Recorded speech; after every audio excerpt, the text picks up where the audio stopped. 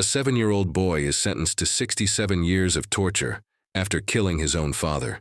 Before we dive into the story, drop a comment below and tell us where you're watching from. Enjoy the story.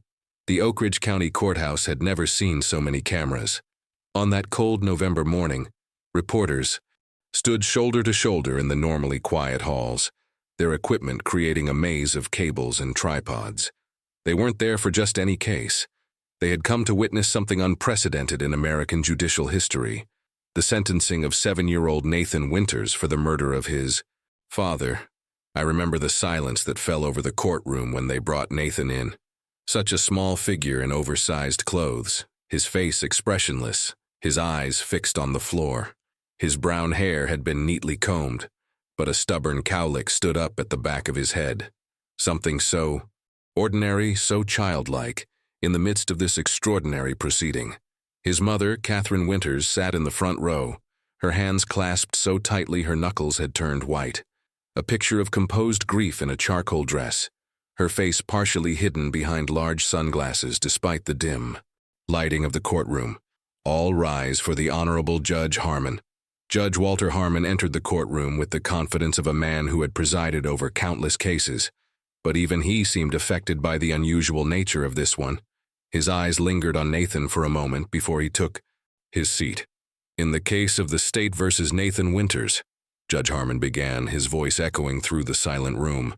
This court has been presented with evidence of the most disturbing nature. I was there that day by chance. My name is Ellie Hayes, and I was supposed to be filming a documentary about rural court systems.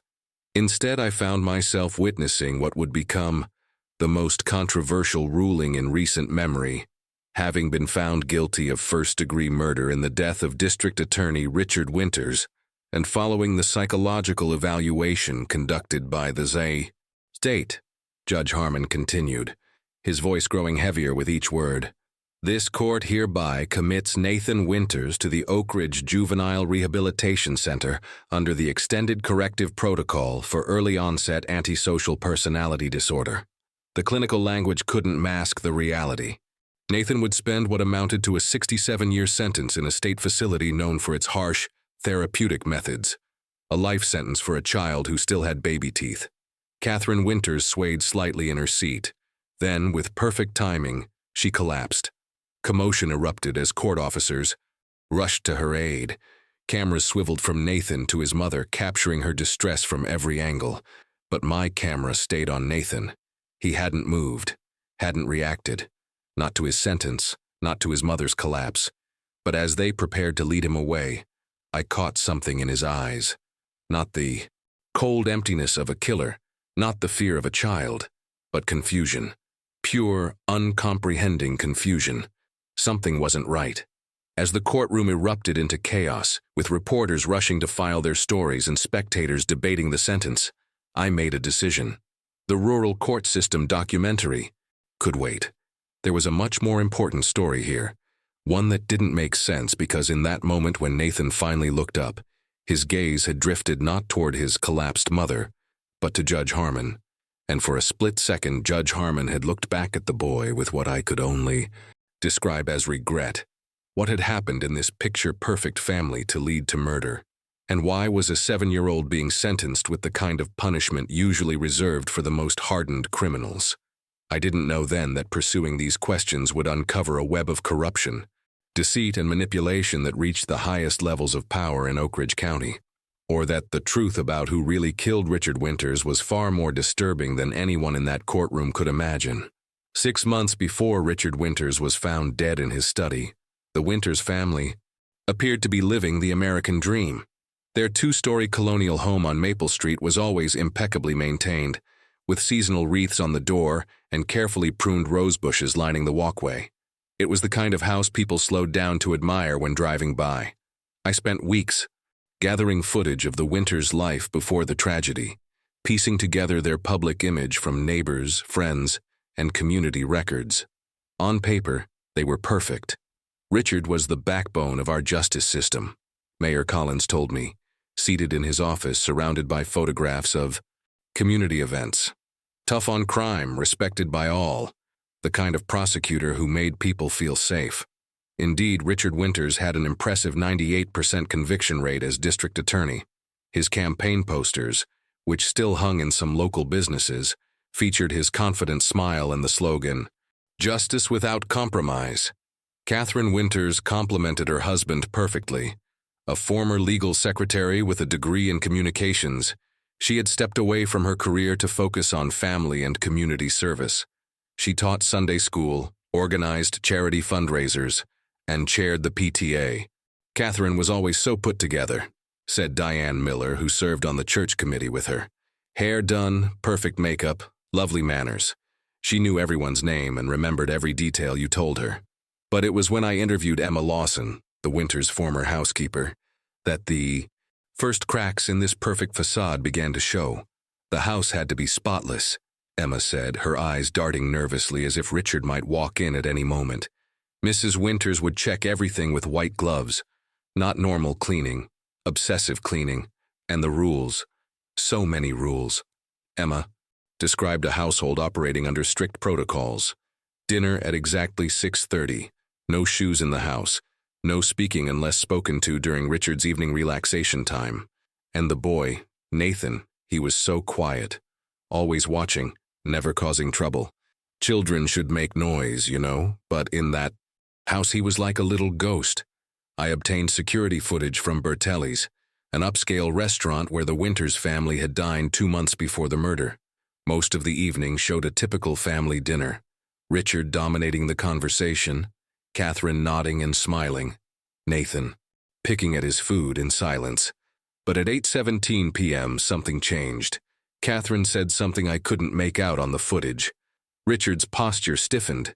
He leaned forward, his finger pointing at her face, mouth forming words that made Catherine shrink back in her chair.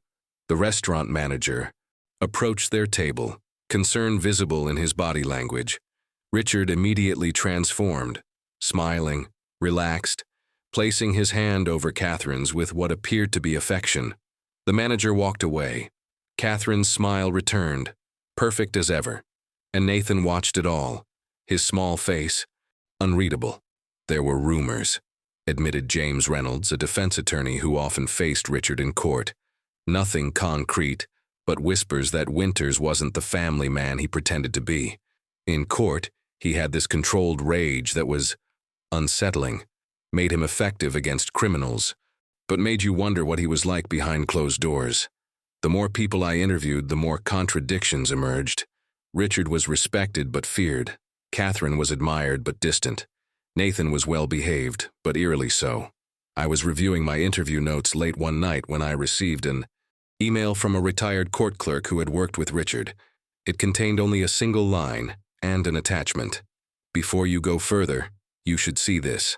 The attachment was a police report from 3 years earlier. A domestic disturbance call to the Winters residence. No charges filed. Reports sealed by judicial order.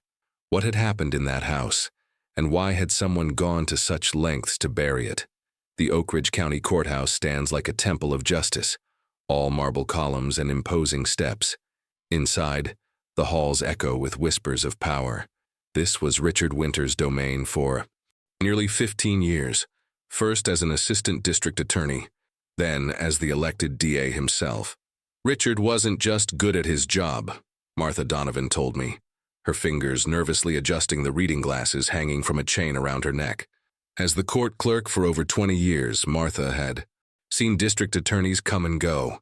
He was relentless, like he took every case personally. We sat in a small cafe 3 blocks from the courthouse. Martha had refused to meet me on county property, claiming the walls had ears. Her reluctance made me all the more interested in what she had to say. "The man kept meticulous records," she continued. "Every case file, every piece of evidence organized just so. Heaven help the intern who misplaced anything." She stirred her coffee absently. We were all afraid of disappointing him. Fear was a common theme in my interviews about Richard Winters. Judges respected him. Police officers admired him. Defense attorneys dreaded facing him. He was the kind of prosecutor who never seemed to lose, not because the evidence always favored his cases, but because he simply refused to accept defeat. "Winters created a culture of winning at all cost," said James Reynolds, leaning back in his office chair. As one of the few defense attorneys who occasionally managed to beat Richard in court, Reynolds had earned a grudging respect from the DA. In criminal law, that's dangerous. Justice isn't about winning, it's about truth. Reynolds shared how Richard would often withhold evidence from discovery until the last possible moment, technically following the letter of the law while violating its spirit. He'd reveal a key witness the day before trial, giving us no time to prepare.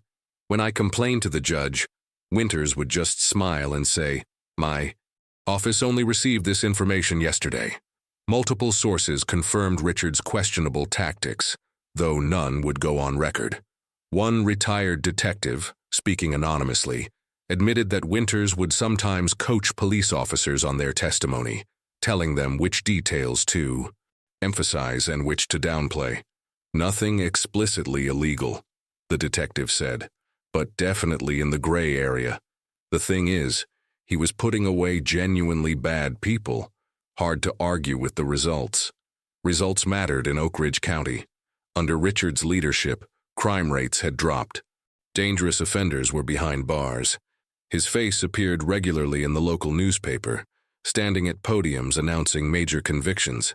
He was being groomed for higher office, state attorney general, possibly even governor someday. Richard knew how to work a room, said County Commissioner Helen Torres. At fundraisers, he'd make everyone feel like they were his closest friend, especially the people with deep pockets and political connections. Those connections extended to Governor Phillips, who had twice appeared at campaign events for Richard. Photos showed them with arms around each other's shoulders, the governor calling Winters the future of law enforcement in our state. But not everyone was charmed by Richard Winters. Public defender Sofia Alvarez had a different perspective. He destroyed lives to advance his career, she told me bluntly. Poor defendants, people of color, anyone without resources, they were just stepping stones for him. The more convictions he racked up, the higher his political star rose. The most troubling information came from Martha Donovan at the end of our interview. As she gathered her purse to leave, she hesitated, then leaned across the table. There was a file, she whispered, something he kept separate from the official records. A blue notebook he carried everywhere in the weeks before his death. When detectives cataloged his office after the murder, it was the only thing missing. What was in it? I asked. Martha's eyes darted around the cafe. I only saw it once open on his desk when I brought in some papers to sign. There were names, dates, and what looked like financial figures.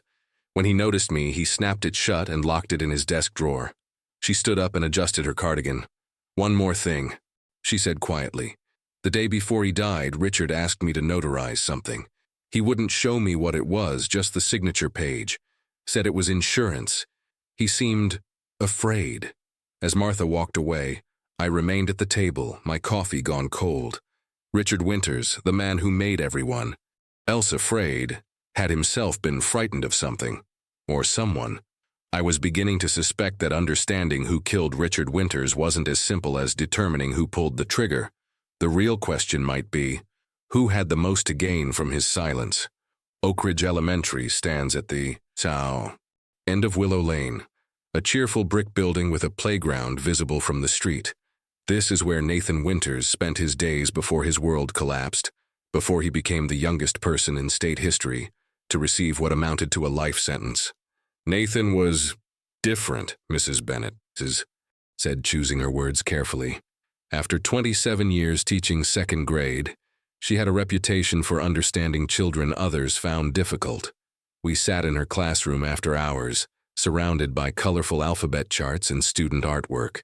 Not in a concerning way, just quiet, observant. She showed me Nathan's desk, still empty months after his arrest. No one had wanted to occupy it. His work was always perfect, she continued, handwriting beyond his years, math problems solved without showing his calculations. But he never raised his hand, never volunteered. The official narrative painted Nathan as a disturbed child, cold-blooded enough to shoot his father while he worked at his desk. But the more I spoke with people who knew him, the more this portrayal fell apart. "Did he ever show signs of violence?" I asked. Mrs. Bennett shook her head firmly. "Never. Not once. He avoided conflict. If another child took his pencil or cut in line, Nathan would just step aside. No arguing, no fighting back. She hesitated, then opened a drawer in her desk. I kept this. I shouldn't have, but she handed me a folded piece of paper.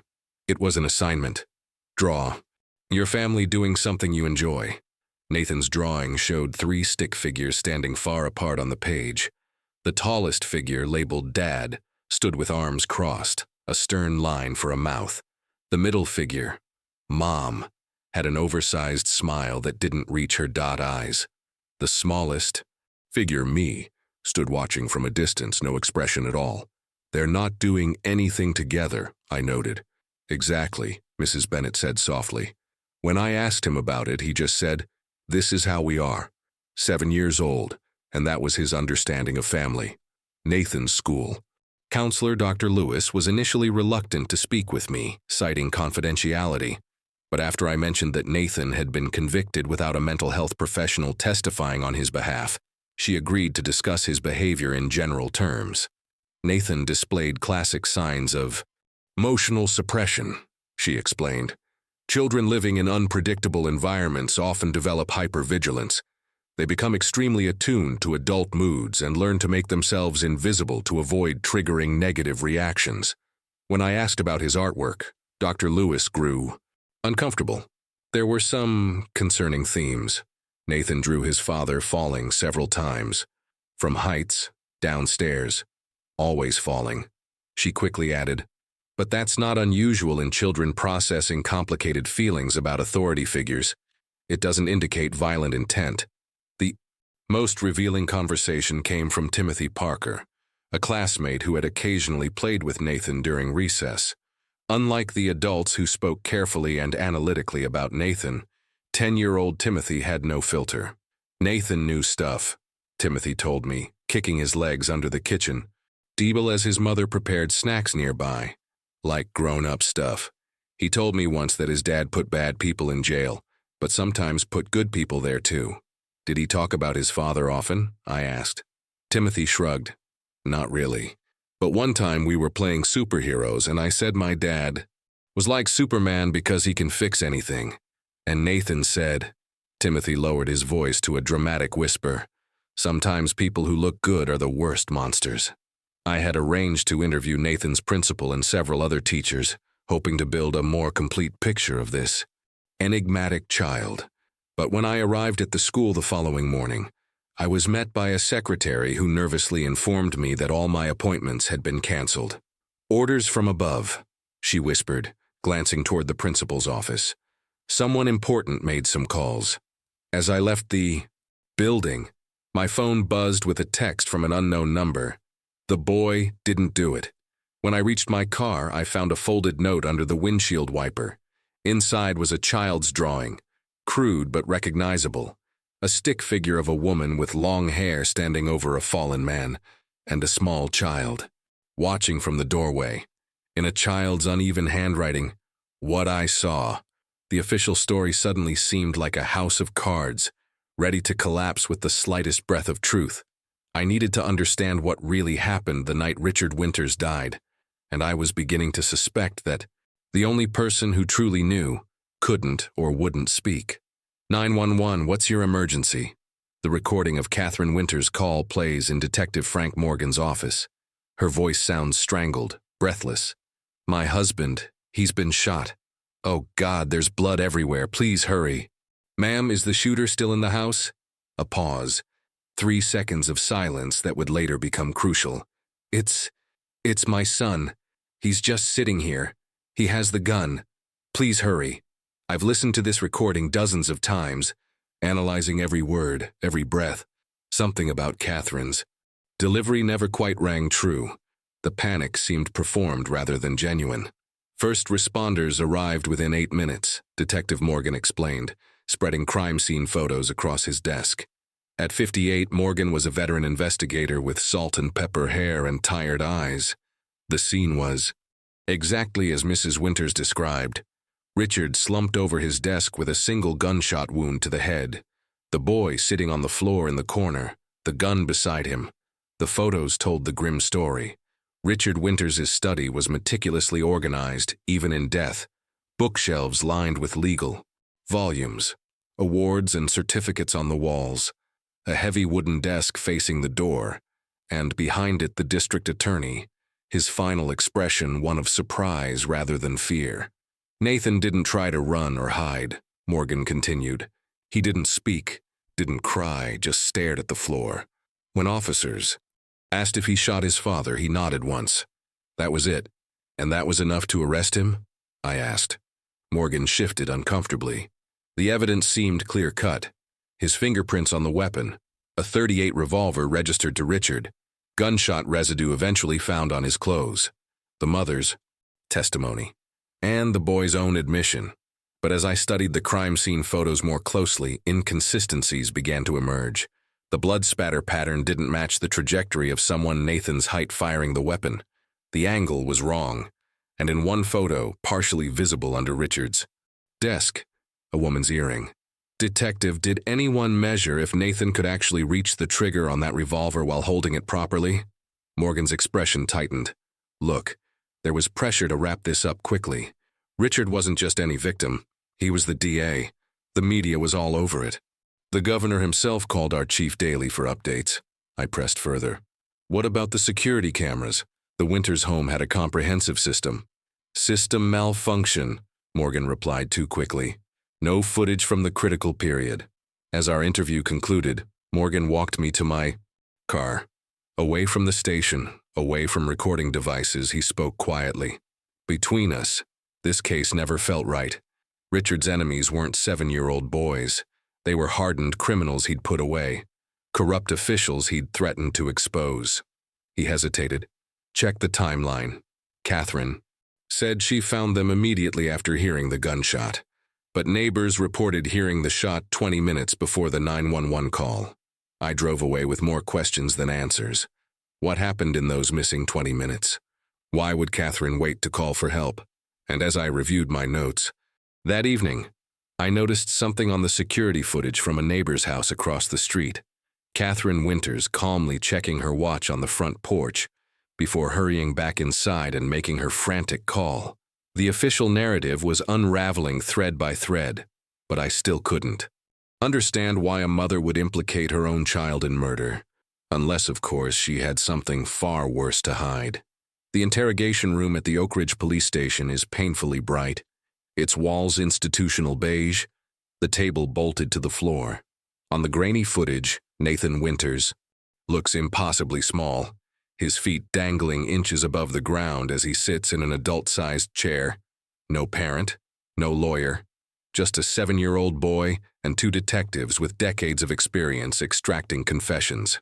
I had to pull a lot of strings to get this, whispered Officer Ramirez as she slid me the flash drive.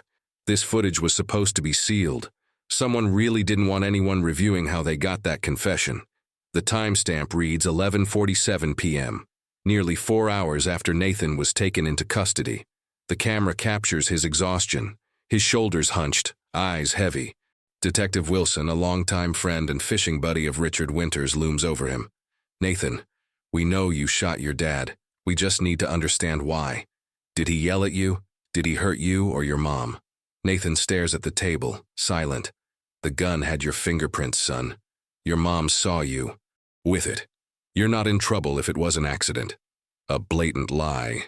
A child psychologist would later tell me this tactic is particularly damaging with children who lack the cognitive development to recognize such manipulation.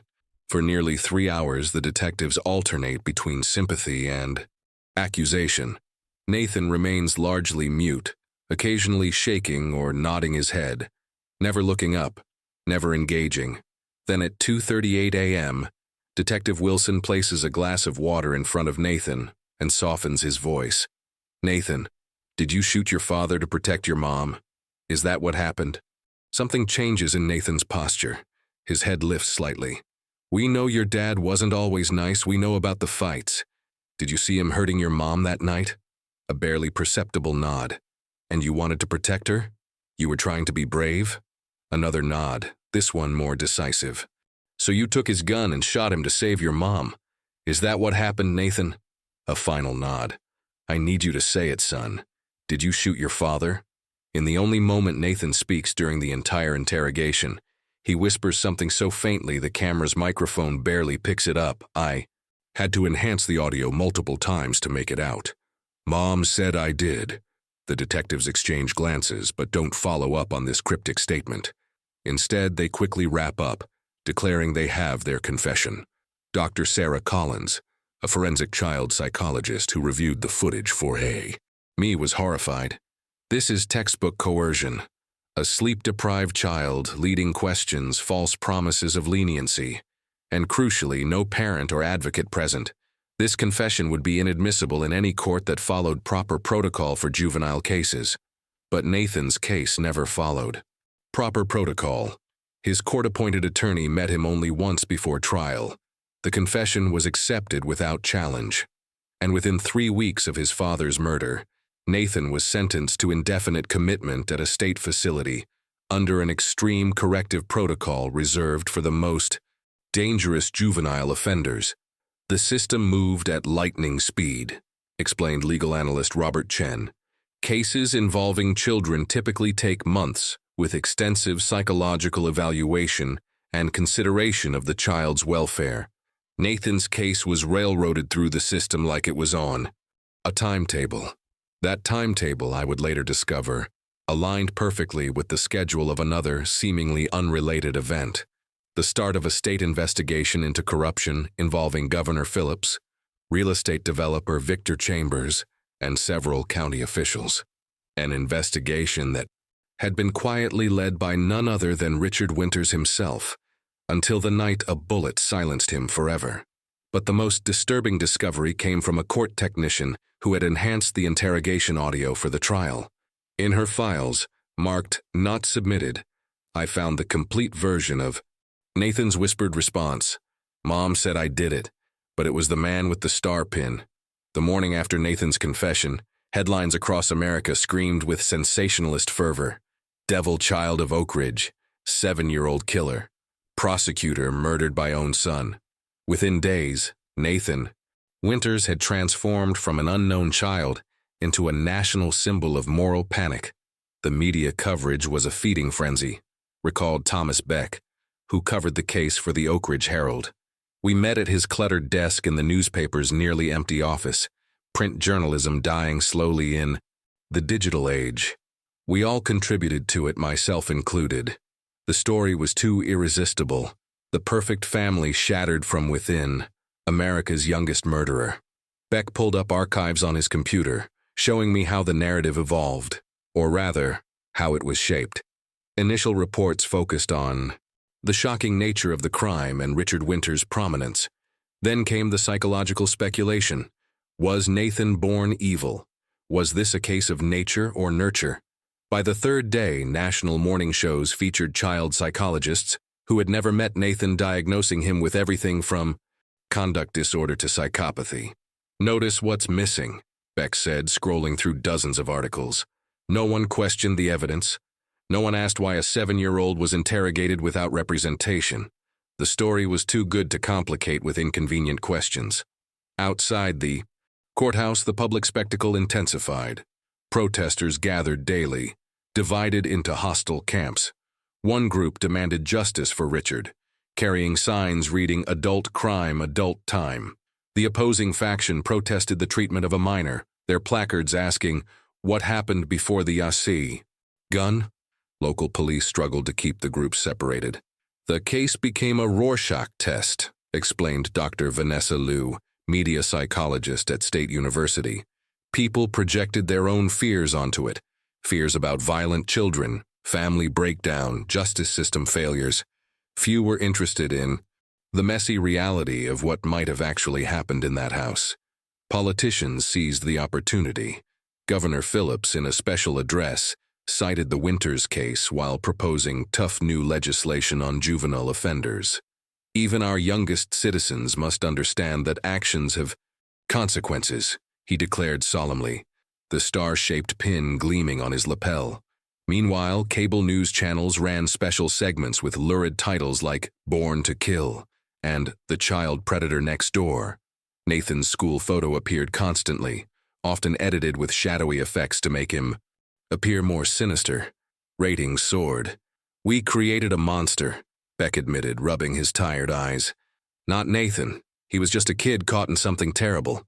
We created the monster of public perception. By the time his case reached court, he'd already been convicted in the court of public opinion." Catherine Winters played her role perfectly. Dressed in widow's black, she gave a single, tearful interview describing her devastation and confusion. "I've lost my husband and my son," she said, her voice breaking at just the right moment. "I don't understand how this happened to our perfect family." As I scrolled through comment sections of these stories, I noticed something odd. An anonymous user had posted the same message on multiple platforms. Evidence being suppressed. The boy saw something he shouldn't have. Truth will emerge.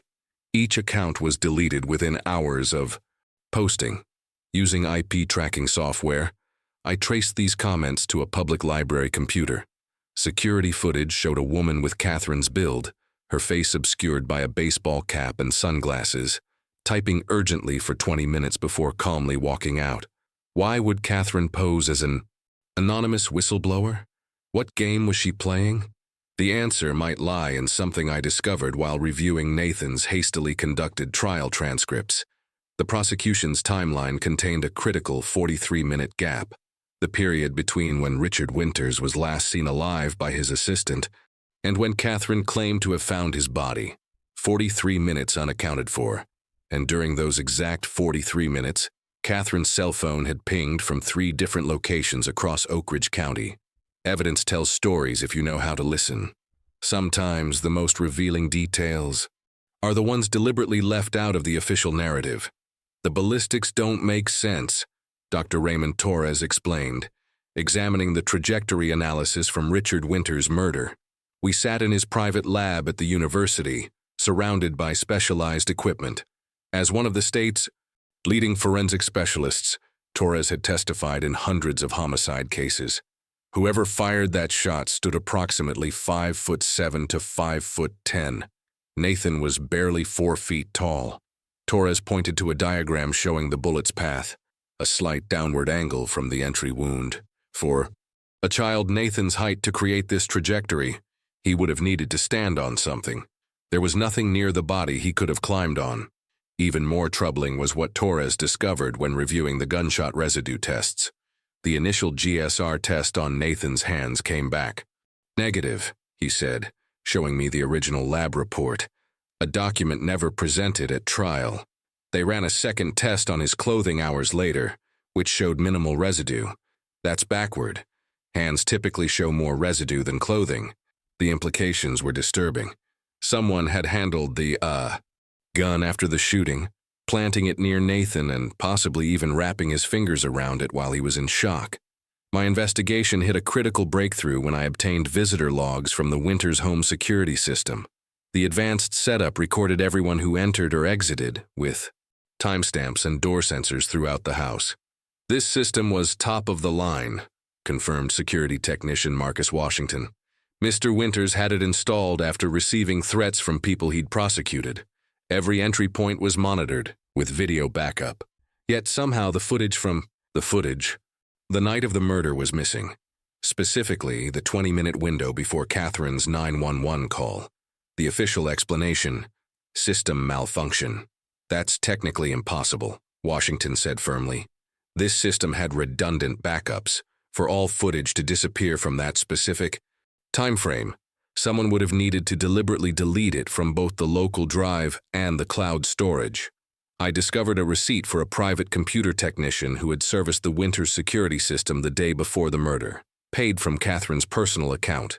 The technician refused to speak with me, citing client confidentiality, but his nervous demeanor spoke volumes. The most damning evidence came from Judge Walter Harmon himself, though he never intended to reveal it. During a pre-trial hearing, conducted in unusual secrecy, Harmon denied the defense's request for a comprehensive mental health evaluation for Nathan. "The child has confessed," Harmon stated in court transcripts. Further delays served no purpose. What the transcripts didn't show was Harmon's personal connection to Richard Winters. They weren't just colleagues, but former roommates from law school. And according to financial records I uncovered, Harmon had received substantial contributions to his judicial campaign from companies linked to Victor Chambers, the same developer who had suspicious financial ties to Richard. The justice system hadn't failed. It had functioned exactly as intended by those who controlled it. Nathan's case wasn't rushed because of media pressure, but because someone needed it closed quickly and permanently. As I compiled these inconsistencies, my apartment was broken into. Nothing was stolen, but my research materials were clearly rifled through. My laptop had been accessed, my files examined. The next morning I received a text from Catherine Winters. "I heard about your break-in. How terrible. Perhaps we should meet. I might have information about Richard's blue notebook." I knew it was dangerous. I knew Catherine was likely manipulating me. But the mention of the blue notebook, Richard's mysterious insurance policy, was impossible to resist. What I didn't know was that I was walking into a carefully laid trap, one that had been planned long before I ever started investigating the Winters case. Catherine Winters lived in the Oak Ridge Heights apartments now, a tasteful complex far removed from the colonial home where her husband had been murdered. When I arrived for our meeting, I was struck by how perfectly she had crafted her new image, the grieving widow, dignified in her suffering. Her apartment was minimalist but elegant, family photos conspicuously absent, no visible reminders of Nathan or Richard, as if she were methodically erasing her past. "Thank you for coming," Catherine said, gesturing toward a chair. She wore a simple gray dress, her blonde hair pulled back, her makeup understated. Everything about her projected controlled composure. "I've been following your investigation. You've been thorough." There was something unsettling in the way she observed me, calculating, assessing, before her expression softened into practiced vulnerability. "The past months have been unimaginable," she continued, her voice gentle. "Losing Richard, then watching Nathan." She paused, a perfect tremor in her hand as she reached for her tea. I'd interviewed enough people to recognize performance. Catherine wasn't remembering trauma. She was portraying it. "I'm trying to understand what really happened that night," I said directly. "There are too many inconsistencies in the official story." Catherine's eyes remained steady. "Tragedy doesn't always make sense, Ms. Hayes. Bullet trajectories do," I countered. "Nathan physically couldn't have fired that shot from the angle it entered your husband's skull." A flicker, something cold and sharp, crossed her features before disappearing behind her mask of grief.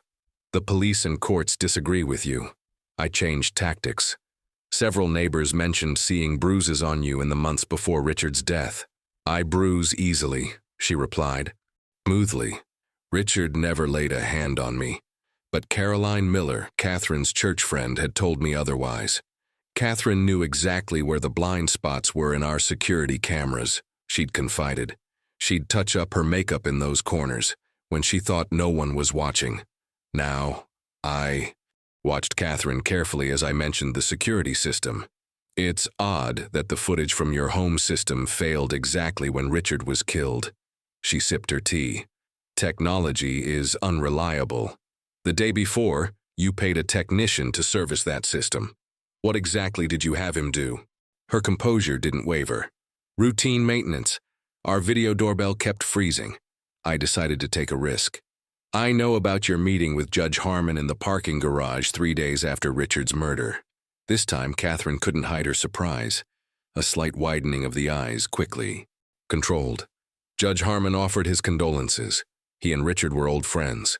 Condolences that required a midnight meeting in an empty parking garage?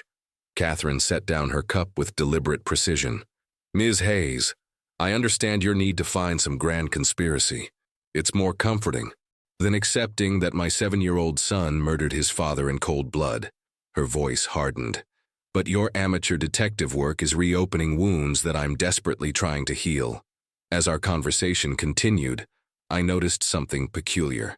Catherine referenced events with perfect chronology.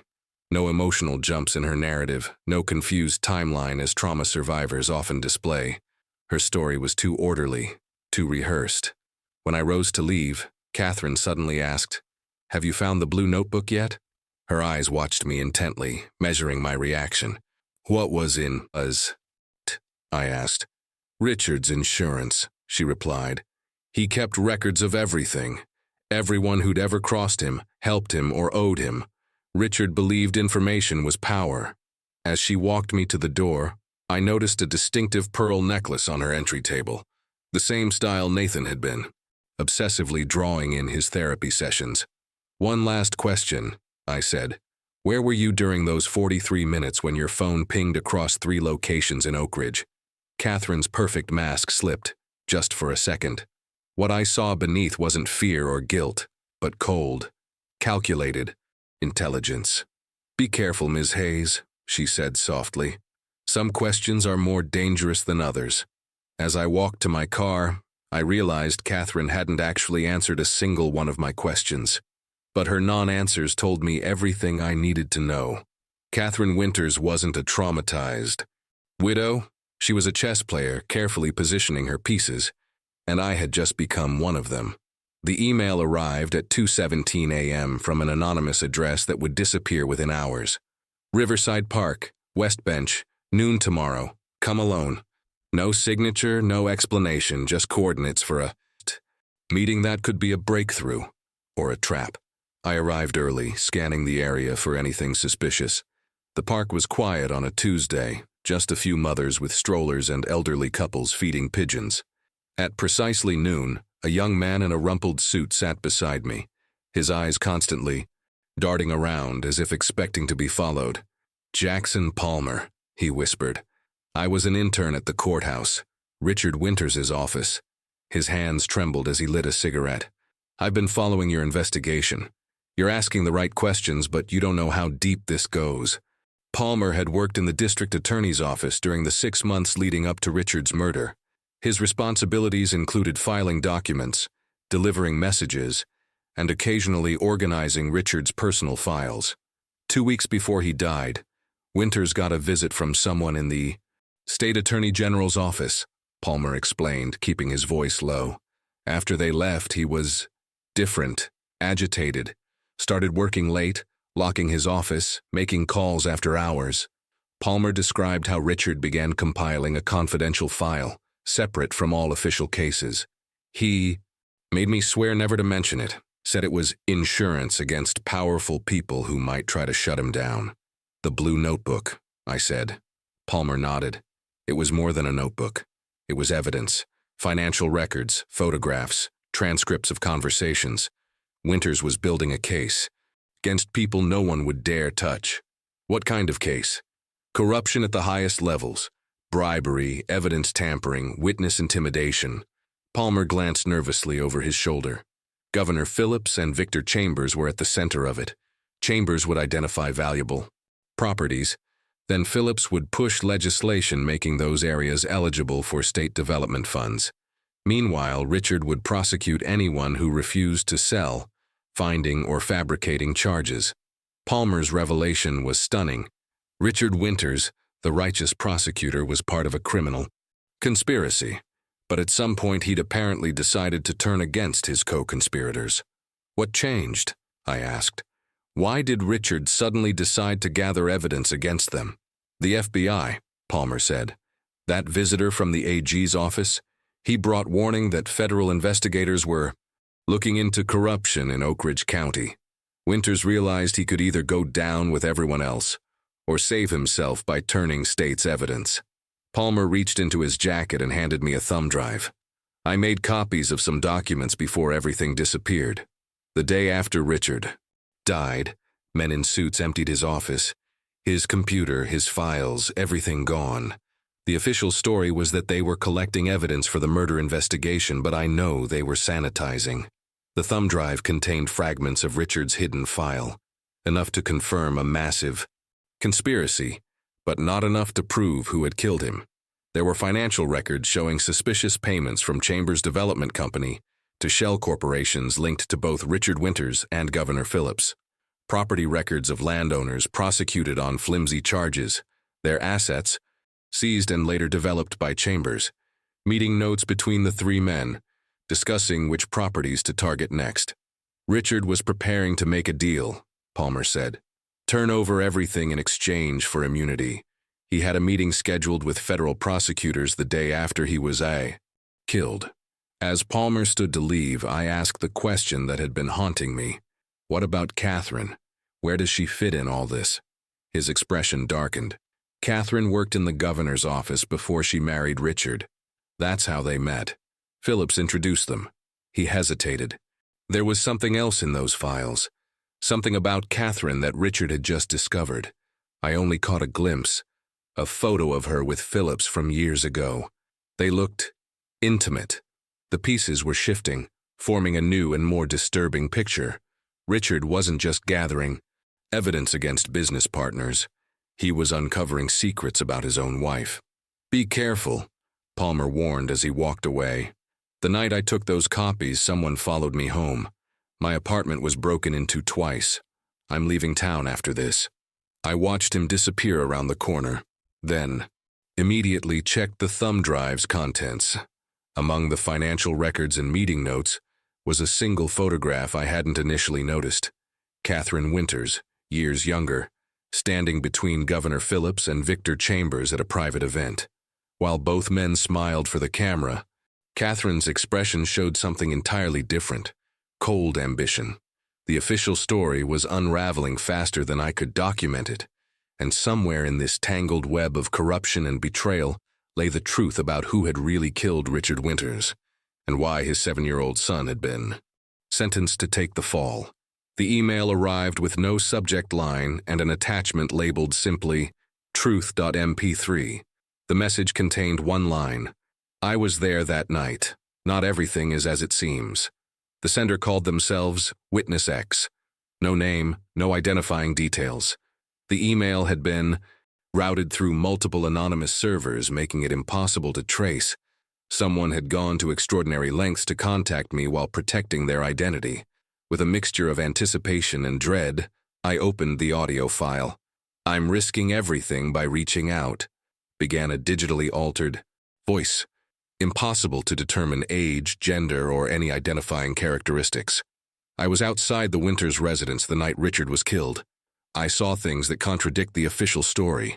According to Witness X, they had been parked across the street from the Winters home at approximately 8:15 p.m., about 30 minutes before Catherine's 911 call. They claimed to have seen a black sedan with government plates arrive. A tall man in a dark suit entered the house without knocking. 20 minutes later, the same man exited quickly, got into the sedan, and drove away. 5 minutes after that, I heard what sounded like a gunshot. Then nothing. No police, no ambulance for at least another 20 minutes. This timeline aligned perfectly with the neighbor's security footage, showing Catherine checking her watch on the porch before making her frantic call for help. The man who entered the house was wearing a distinctive pin on his lapel, star-shaped, like the one Governor Phillips always wears. My heart raced as I remembered Nathan's whispered words from the enhanced interrogation audio. Mom said I did it, but it was the man with the star pin. I tried replying to Witness X, but received an automated response. This email address no longer exists. Whoever they were, they had created a one-time communication channel that self-destructed after delivering their message. The evidence was mounting, but still circumstantial. I needed to connect the financial dots.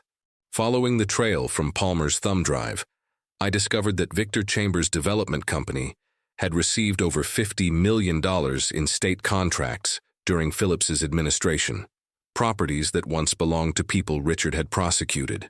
Most disturbing was what I found when digging into the case of Samuel Cooper, a local landowner sentenced to 15 years for tax fraud. Cooper had refused to sell his prime riverfront property to Chambers. Within months, Richard had built a case against him based on creative interpretation of tax law. The judge who sentenced him? Walter Harmon. Cooper's land was now home to Riverside Estates, a luxury development that had tripled in value after receiving special infrastructure grants from the governor's office. This wasn't just corruption. It was a sophisticated criminal enterprise operating under the guise of law and order. Richard had been an essential cog in this machine until something changed, until he decided to save himself by turning on his partners. As I compiled this evidence, the threats began. First, anonymous calls in the middle of the night. Heavy breathing, then a click. Then my tires were slashed outside the motel, where I was staying. Finally, a more direct message. Returning to my room one evening, I found my research materials scattered across the bed, a single playing card, the Queen of Hearts, placed prominently on my laptop. The Queen, Catherine. That night, I received a text from an unknown number. Back. All for what happened to Richard happens to you. But it was too late to back off. I'd crossed a threshold where stopping was more dangerous than continuing. Whoever was threatening me now knew I had evidence. My only protection was to gather enough proof to expose the entire conspiracy. The next morning, I drove to the Oak Ridge Juvenile Rehabilitation Center, determined to see Nathan Winters for myself. After weeks of requests, his therapist had finally granted me a brief observation session. No direct contact, but I could watch through a one-way mirror. What I witnessed broke my heart. Nathan, now thinner and paler, sat alone at a table drawing the same image over and over. A woman wearing a distinctive pearl necklace, identical to the one I'd seen in Catherine's apartment. But in Nathan's drawings, the pearls were colored blood red. As I was leaving, his therapist slipped me a note. He knows who really pulled the trigger, but he's more afraid of her than of staying here. Her, not him, not the man with the star pin. The pieces were starting to form a different picture entirely, one where Nathan had been a pawn in a game played by the adults around him, including most chillingly his own mother. The Oak Ridge County Records Office smelled of dust and forgotten promises. Boxes of land deeds, court proceedings, and property transfers lined the walls, each containing pieces of a puzzle I was determined to solve. For 3 days, I buried myself in paperwork, tracking the connections between Richard Winters, Victor Chambers, and Governor Phillips. "You've been at it for 12 hours straight," said Marion Reynolds, the elderly clerk who had been helping me navigate the labyrinth of public records. "Whatever you're looking for must be important." It was more than important. It was a pattern of corruption so brazen it would have been unbelievable if not for the paper trail confirming every suspicion. Over 5 years, Richard Winters had prosecuted 17 landowners, whose properties were later acquired by Chambers Development Group. In every case, Judge Walter Harmon had presided, delivering maximum sentences that forced the defendants to liquidate their assets. The Lewis family orchard, the Henderson farm, the old Miller warehouse district, Marion mused, looking over my notes. All prime real estate now, all owned by the same company. What struck me most was the surgical precision of their operation. Richard would find or fabricate criminal charges, tax evasion, code violations, even environmental infractions. The cases were always solid enough to withstand initial scrutiny, but built on evidence that would have collapsed under rigorous examination. None of these people could afford proper legal defense, I realized. The public defenders assigned to them were all from the same 3-person office. Marion nodded grimly. Office that gets its funding approved by the county commissioner, who happens to be Governor Phillips's brother-in-law. I cross-referenced these cases with Nathan's court-appointed therapist's notes. The boy hadn't spoken since his sentencing, but his drawings told a consistent story. Along with the woman in the pearl necklace, he repeatedly drew a man wearing what appeared to be a star-shaped pin, the governor's signature lapel pin representing the state seal. Nathan isn't just traumatized, the therapist had told me confidentially. He's terrified. Whenever I mention his mother, his heart rate spikes. When I ask about that night, he shuts down completely. The most revealing discovery came from employment records I'd requested. Before marrying Richard, Catherine had worked as an executive assistant in the governor's office for 3 years. Her personnel file included glowing recommendations and rapid promotions, but it was a photograph from a fundraising gala that truly captured my attention. Catherine, younger, sharper, with none of the softness she later cultivated, stood between Phillips and Chambers. While both men smiled broadly for the camera, Catherine's expression showed naked ambition, a hunger that had nothing to do with the charity they were supposedly supporting. More disturbing still was what I found when digging deeper into Catherine's background. Her official biography stated she grew up in Seattle, daughter of a professor and nurse, yet I could find no record of her existence before age 22, no high school yearbooks, no college transcripts from the university she claimed to have attended.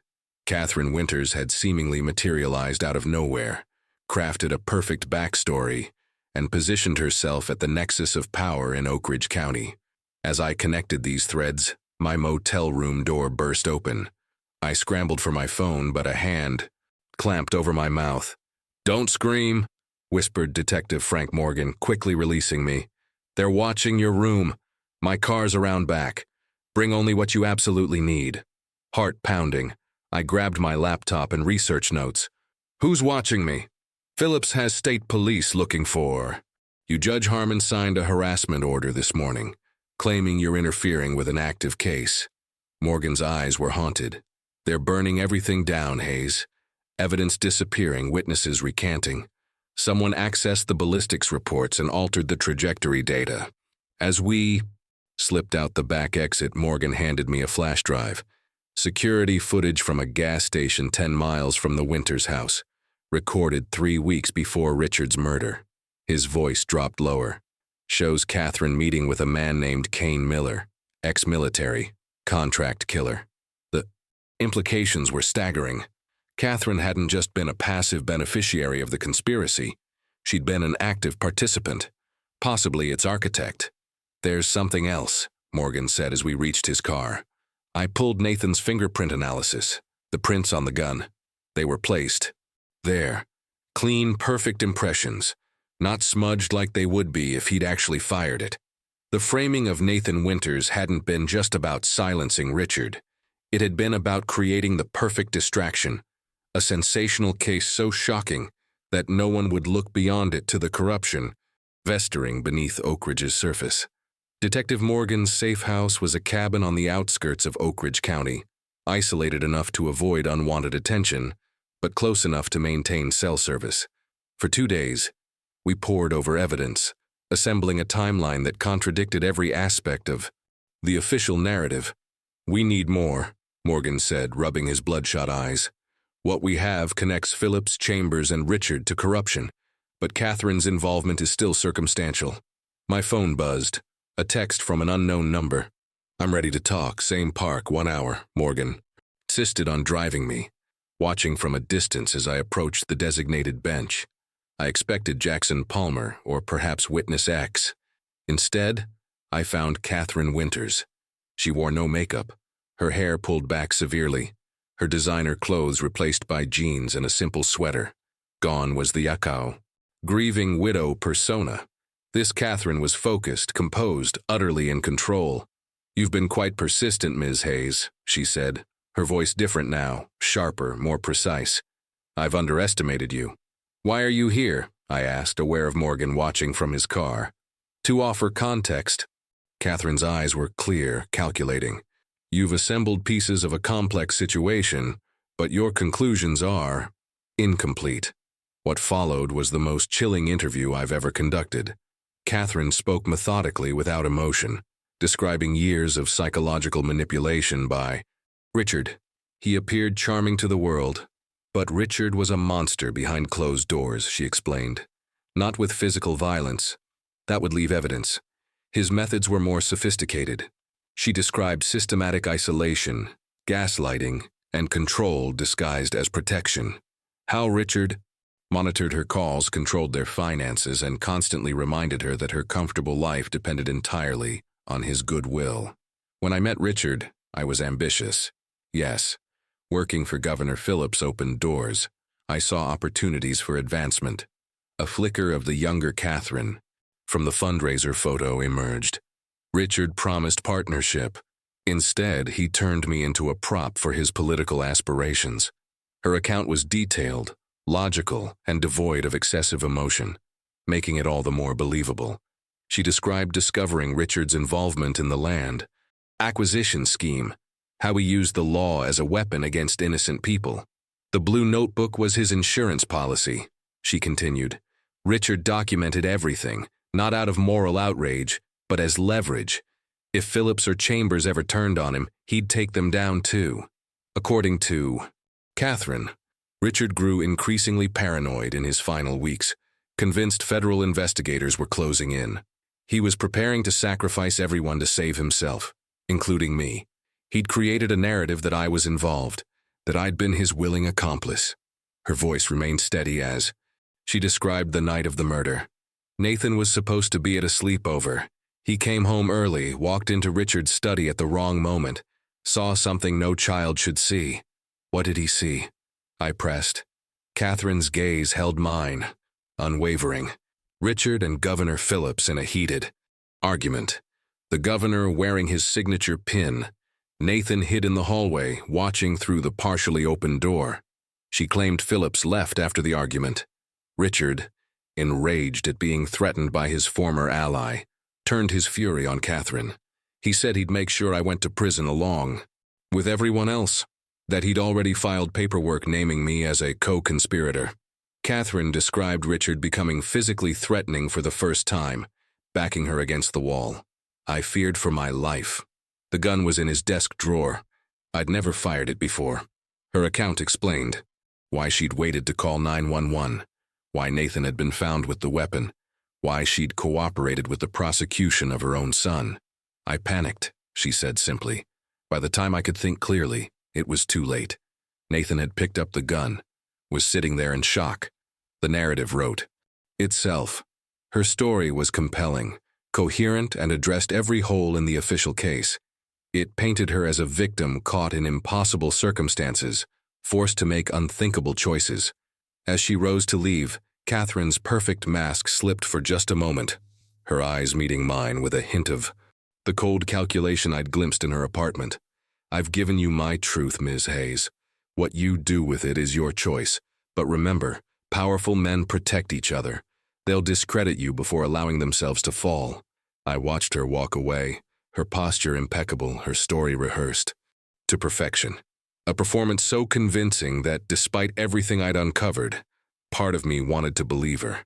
But as I returned to Morgan's car, my phone buzzed with an alert from a motion sensor I'd installed in my motel room. The security footage showed Catherine herself methodically, searching through my belongings, her movements practiced and efficient. Not the actions of a woman telling the truth, but of someone desperately trying to control the narrative. The question was no longer who killed Richard Winters, but which version of Catherine Winters had pulled the trigger. And why? She's lying. Detective Morgan paced the cabin's small living room, agitated after watching my recorded interview with Catherine. Every word calculated. Did you notice how her story perfectly explains away all the evidence against her? He was right. Catherine's account was too neat, too convenient. A masterclass in manipulation. But pieces of it rang true, particularly regarding Richard's corruption and Nathan being in the wrong place at the wrong time. We need the blue notebook, I said. The real one, not whatever version Catherine is willing to share. The breakthrough came unexpectedly. While reviewing bank records, I noticed Catherine had accessed a safe deposit box 3 days after Richard's murder, a box registered in her maiden name at First National Bank of Oak Ridge. She claimed Richard kept the notebook as insurance, Morgan reasoned. If that's true, she would have secured it immediately after his death. After obtaining a warrant based on the mounting evidence, we discovered the safe deposit box contained exactly what we sought, Richard's blue notebook. But it wasn't just notes. It was a meticulously documented record of corruption spanning years, including recorded conversations, financial transactions, and photographs. Richard was thorough, Morgan said, flipping through pages of damning evidence against Governor Phillips and Victor Chambers. Dates, times, amounts. He documented bribes, tampering, witness intimidation. Everything. The notebook confirmed the land acquisition scheme we'd already uncovered, but it revealed something more. Catherine wasn't just Richard's unwitting spouse. She had been an active participant from the beginning. Entries dating back 5 years showed Catherine attending strategy meetings, delivering messages between co-conspirators, and even suggesting potential targets for prosecution. Richard had recorded it all. His insurance policy wasn't just against his partners, but against his wife as well. She knew exactly what Richard was doing because she was helping him do it, I realized. Until something changed. That something became clear when we reached the final entries. Richard had discovered Catherine was skimming money from their operation, building her own financial safety net. More damning still, he'd found evidence of her private meetings with Governor Phillips, meetings that went far beyond their professional relationship. The last entry, dated the day before his murder, was chilling in its brevity. K planning something with P. Need to confront both. Federal meeting tomorrow will be my protection. Armed with this evidence, we took a calculated risk. I contacted Catherine, claiming I had decided to accept her version of events but needed clarification on certain points. Surprisingly, she agreed to meet at her apartment that evening. Meanwhile, Detective Morgan presented our findings to the FBI field office in the next county, deliberately bypassing local law enforcement potentially compromised by Phillips's influence. When I arrived at Catherine's apartment, she welcomed me with practiced warmth. "I'm glad you're being reasonable," she said, pouring tea with steady hands. "This story could restart your career if handled correctly. I just need to clarify the timeline," I replied, activating the recording device in my pocket. "You mentioned Nathan saw Governor Phillips arguing with Richard. What time did the governor leave the house?" Catherine's answer came smoothly, but contained a critical mistake. She placed Phillips' departure at exactly 8:15, directly contradicting what she'd told police initially, and aligning perfectly with witness X's account. "And after Richard threatened you," I continued, "you took his gun from the desk drawer?" "Yes," she answered confidently. "The right-hand drawer where he always kept it." Another error. The police report, which Catherine had signed, stated the gun had been in Richard's briefcase that night, not his desk. Small inconsistencies, perhaps, but telling ones. Catherine's perfect narrative was unraveling thread by thread. As I pressed further, her answers became more guarded, her eyes more watchful. My phone buzzed with a text from Morgan. "FBI en route, keep her talking." But Catherine's own phone chimed seconds later. Something in her expression shifted as she read whatever message she'd received. "I think we're done here," she said, all pretense of warmth vanishing. She walked to a desk drawer and removed something that made my blood run cold. A small revolver identical to the one that had killed Richard. "You really should have stayed with the narrative, Ms. Hayes," Catherine said calmly. "Now I'll need to create a new one." Behind her, the apartment door opened silently. Detective Morgan stepped in, his weapon drawn. "Put it down, Catherine, it's over." Her smile was almost pitying. "Nothing's ever really over, Detective, especially not for people who know how to manipulate the system." As federal agents flooded into the apartment, Catherine remained unnervingly composed, but a single bead of sweat trailing down her temple betrayed the first crack in her perfect facade.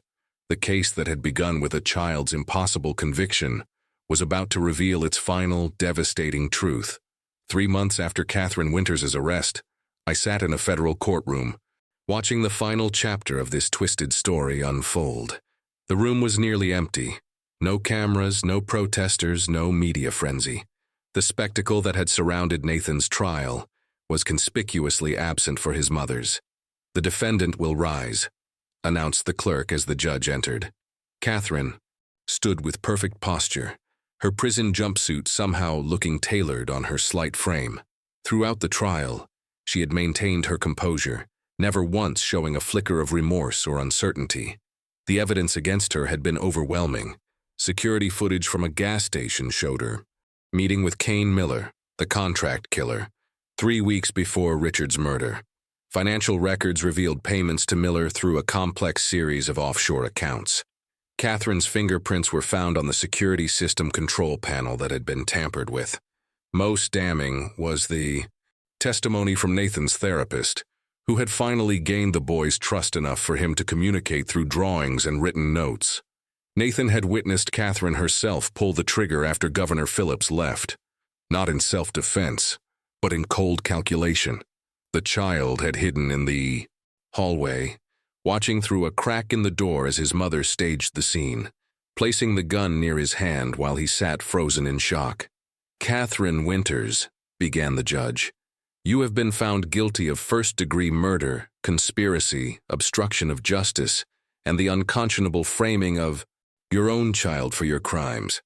Catherine remained impassive, her eyes focused on some middle distance, as if the proceedings barely concerned her. "Your actions reveal a level of calculation and moral emptiness this court has rarely witnessed," the judge continued. "You orchestrated not only the death of your husband, but the destruction of your child's life to protect your position in a criminal enterprise." The sentencing felt almost anticlimactic after everything that had transpired. Life without parole for Catherine, indictments for Governor Phillips, Victor Chambers, Judge Harmon, and several others involved in the corruption scheme. Some would eventually plea bargain for reduced sentences. Others would fight the charges with expensive legal teams. Catherine herself finally spoke at the end, addressing the court in that same measured tone I'd come to recognize as her true voice. "I didn't create the corruption," she said calmly. "I simply redirected it. Everything Richard built was founded on lies and manipulation. I just proved to be better at his game than he was." No apology, no explanation for framing her child, just cold rationality to the very end. After the sentencing, I drove to the Oak Ridge Juvenile Rehabilitation Center one last time. Nathan's case had been overturned, his conviction vacated, but 10 months of institutional confinement had left deep scars. He still hadn't spoken a word. "He'll be transferred to a therapeutic residential facility tomorrow," his caseworker told me. "His aunt from Seattle is taking custody. She seems kind, committed to his recovery." I was permitted a brief visit. My documentary on the case had helped expose the truth after all. Nathan sat at a small table, drawing as usual. But today's picture was different. A simple house with trees around it. A new beginning, perhaps. When he looked up at me, I saw something I hadn't before. Awareness. Recognition. He pushed a folded paper across the table. Inside was a childish drawing of me holding a camera, with 2 words carefully printed beneath. "Thank you." Tears stung my eyes as I left the facility. Justice had been served, in a technical sense. Catherine would spend the rest of her life in prison. The corruption in Oak Ridge County was being dismantled. Nathan would get the care he needed. But as I drove past the courthouse where this story began, I couldn't shake a profound sense of disquiet. The system had ultimately corrected itself, but only after inflicting irreparable damage on an innocent child. For 10 months, Nathan Winters had served the beginning of what would have been a 67-year sentence, not for any crime he committed, but for having the misfortune of being born to parents who saw him as nothing more than a pawn in their games of power. Some forms of justice come too late to truly be called justice at all, and sometimes the greatest lies aren't about who committed a crime, but about who deserves to be saved. I still visit Nathan occasionally. He's 16 now, starting to speak again, though selectively. He has a good home with his aunt, therapy that's helping, even friends at his new school. But sometimes, when he doesn't know I'm watching, I catch him absently touching his throat, as if checking for a collar that's no longer there but whose phantom presence he'll feel for the rest of his life. Maybe I was complicit too, by believing too much in a system designed to protect the powerful, by not questioning the impossible narrative of a child murderer until it was almost too late. The truth, as Catherine once told me, is not what can be proven, it's what can be hidden. And in Oak Ridge County, too many truths remained hidden for far too long.